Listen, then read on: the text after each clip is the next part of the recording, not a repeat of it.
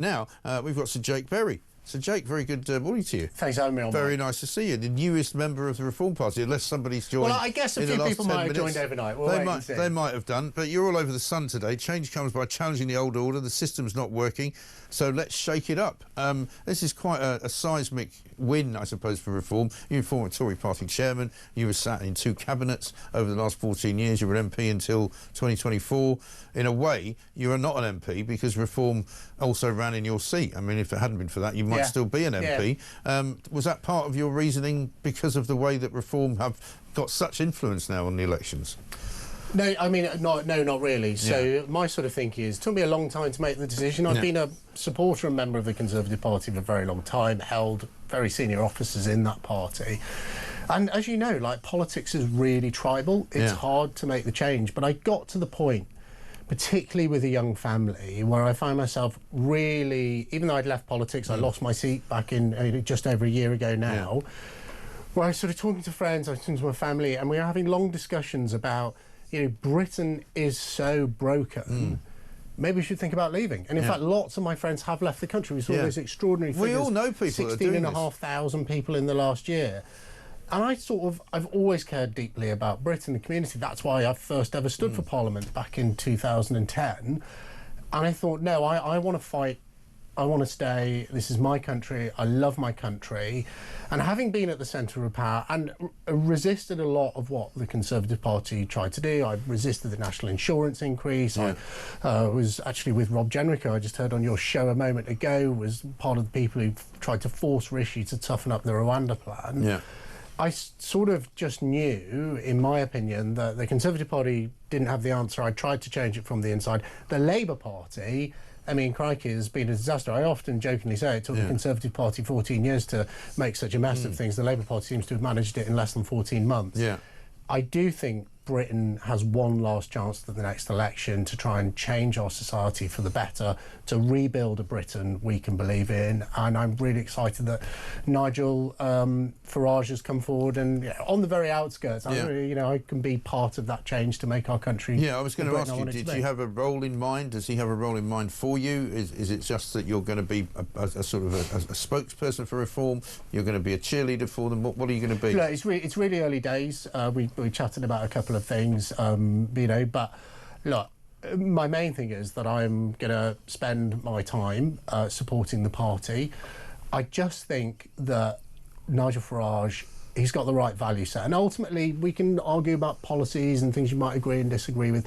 Ultimately, it's why I back Boris. I mean, ultimately you back people who have vision and passion for your country, and I believe that Nigel Farage is the person who can take Britain back. And I think if we look how quickly things have gone terribly wrong under this Labour government, uncontrolled migration, sort of criminals let out after serving less than a third of their time in prison.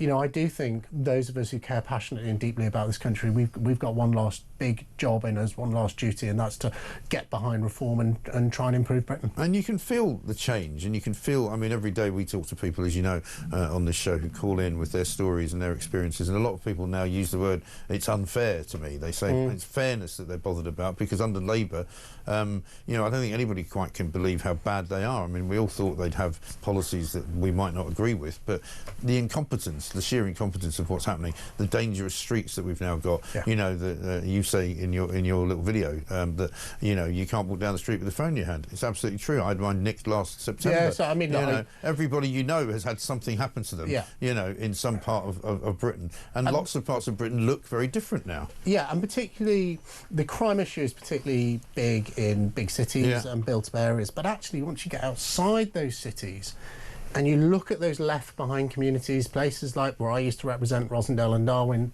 Blackpool, other parts of the south of England, Canvey Island, in the south of England. Seaside towns in particular. And there is no political party, unfortunately, that is speaking for and representing those people and has a path to changing and improving those lives. And, I do think that Britain has been through the old political system for 30 years. And by the way, the Conservative Party isn't just to blame. The Labour Party is, should bear over half the blame for this. has sort of been prepared to sit back and, you know, rely on the city, or major cities to drive our economy, leave communities behind. I was always against that, which is why I was so pleased to be involved in Levelling Up when that was a thing in the Conservative Party that we seem to have left behind and the Labour Party never even went to. I do think for all of those left behind communities, which is an awful phrase, but I think people know what that means.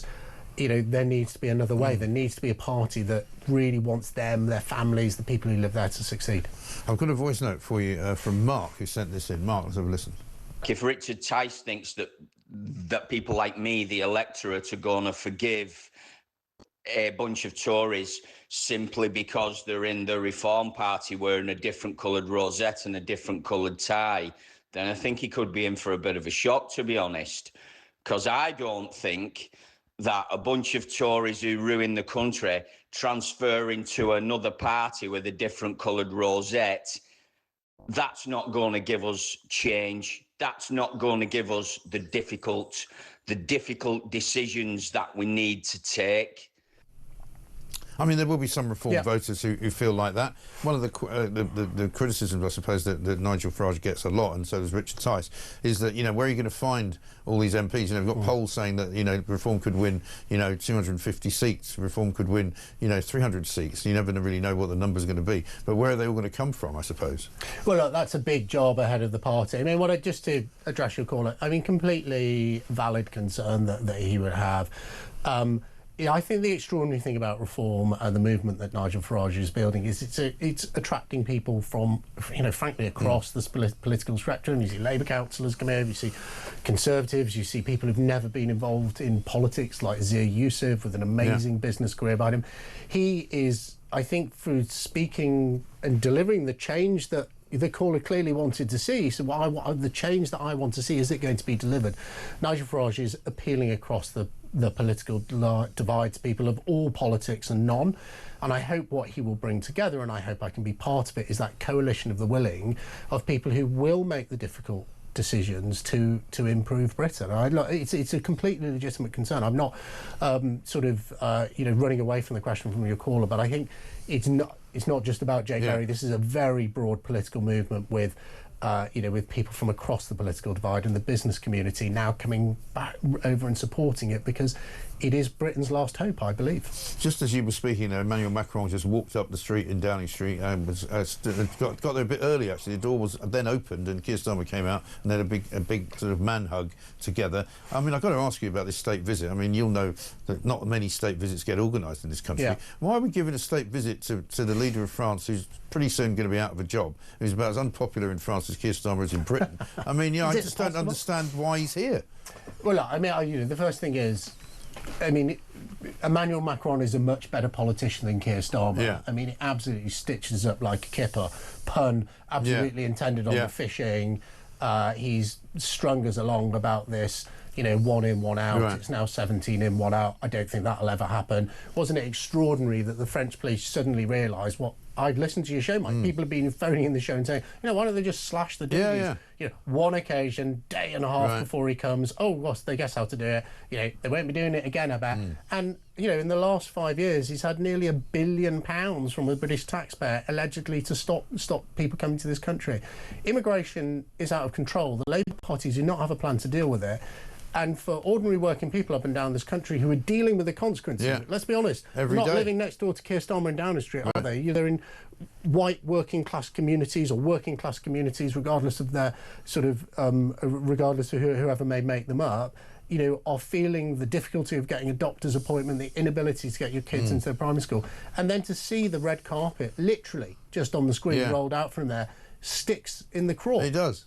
It really does, particularly the sort of lavishness of it all. Yeah. And it wasn't helped by King Charles saying, oh, we don't really have any borders anymore. Well, he's right, though. I mean, he is right. I agree with most things the King says, and I agree with him on that. Yeah. I don't think it's a good thing, though. It's not a good thing. I didn't like the fact that he used the word irregular migrants either, because that's another thing that was started by the civil service. I think it was the Tory government who actually changed it and said, we're not going to call them irregular migrants anymore, you know, because that sits with a certain, what I regard as a kind of community, shall we say, of kind of socialists who don't want to call them illegal migrants. Look, well, exactly isn't that what we're fighting against? This sort of, you know, we'll call it irregular migration, we've solved the problem. Look, if you're living in a, you know, a working class community anywhere in the UK, you know that hasn't fixed the problem, because the hotel where you used to go for your Sunday dinner with your kids, and they might have, I used to go to one in Darwin, it had a soft play. I used to take my kids, we have our Sunday dinner there. That's closed, that's full of migrants. I can't take my family to eat there anymore. People who might have gone on holiday to the English or British seaside, all those hotels are full of migrants. You can change the title, you ain't fixed the problem, and people are not stupid, and that's why people are crying out